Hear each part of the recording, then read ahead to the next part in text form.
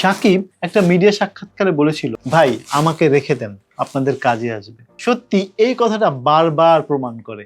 আলোচনায় সাকিব, সমালোচনায় সাকিব, ব্যাখ্যায় সাকিব, বিশ্লেষণে সাকিব। সাকিব যেন থেকেই যায়। মানে বাংলাদেশ ক্রিকেট যে সাকিবময়, সাকিবকে বাদ দেওয়ার যে কোনো উপায় নেই, এটার বহুমাত্রিক প্রমাণ। সবচেয়ে বড় ব্যাপার, এই সাকিবকে নিয়ে আমাদের আলোচনা করতেই হয়। বাংলাদেশ ক্রিকেট বোর্ডের সভাপতির দায়িত্বে আছে সাকিব আল হাসানেরই এক সময়ের খুব ভালো বন্ধু, একই সাথে মাঠে দীর্ঘদিন সার্ভ করা তামিম ইকবাল। তামিম কি চিন্তা করবে সাকিবের শেষ ক্যারিয়ারের শেষ ম্যাচগুলো বাংলাদেশের জার্সিতে খেলবে, মাঠ থেকে সঠিকভাবে বিদায় নিতে পারবে?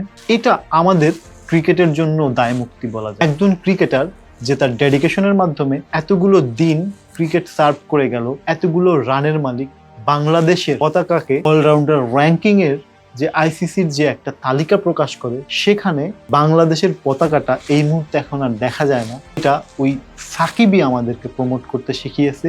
শীর্ষস্থান যে বাংলাদেশি একজন ক্রিকেটার ধরে রাখতে পারে, তার ব্যাখ্যাটা সাকিবই শিখিয়েছে। সাকিবই শিখিয়েছে কিভাবে ডমিনেট করে জেতা যায়, কিভাবে নিউজিল্যান্ডের বোলারদের শাসন করা যায়, কিভাবে ইংল্যান্ডের বোলারদের শাসন করা যায়, কিভাবে ওয়েস্ট ইন্ডিজের বিপক্ষে 100 করা যায় ওয়ার্ল্ড কাপের মতো মন। সাকিব এই মুহূর্তে ক্রিকেটে নেই, এইটা আসলে যতটা আলোচনা, তার চেয়ে বড় কথা সাকিব ফিরবে কিনা এই আলোচনা সবচেয়ে বেশি। একজন ক্রিকেটারের পুরো ক্যারিয়ারের শেষ মোমেন্টটা, স্মৃতি বিজড়িত মোমেন্টটা হচ্ছে অবসর।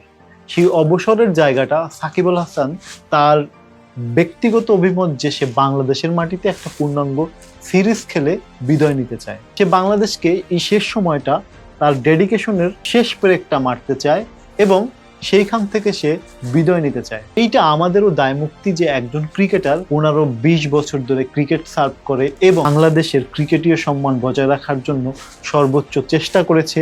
তার হাত ধরেই এসেছে বাংলাদেশের যতটুকু অর্জন, কিছু অংশ। সেই সাকিবকে শেষের যে ম্যাচগুলো খেলার যে তার যে একটা অধিকারের জায়গা বা তার যে ক্রিকেটীয় সম্মানের জায়গা, সেটা যদি এই বোর্ড দিতে পারে, এটা হবে এই বোর্ডের কাছে বাংলাদেশ ক্রিকেটের একটা বড় গৌরবময় অর্জন।